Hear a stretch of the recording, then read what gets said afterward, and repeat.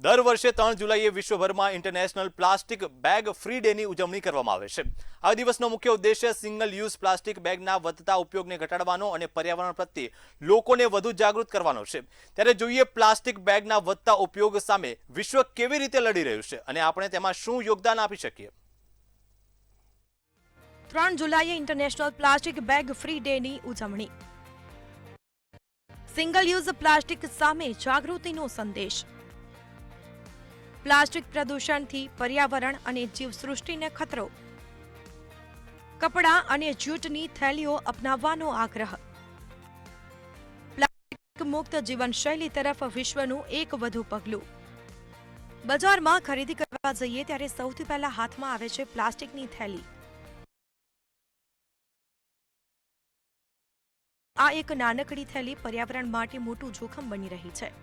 વિશ્વભરમાં દર વર્ષે અબજો પ્લાસ્ટિક બેગનો ઉપયોગ થાય છે અને જેમાંથી મોટા ભાગની માત્ર થોડા જ મિનિટો માટે વપરાય છે, પરંતુ તેને સંપૂર્ણપણે નાશ પામવામાં સદીઓ લાગી જાય છે। પ્લાસ્ટિકની થેલીઓ નદીઓ, તળાવો અને સમુદ્રમાં પહોંચીને જળચર જીવનોના જીવન માટે પણ ખતરો સર્જે છે।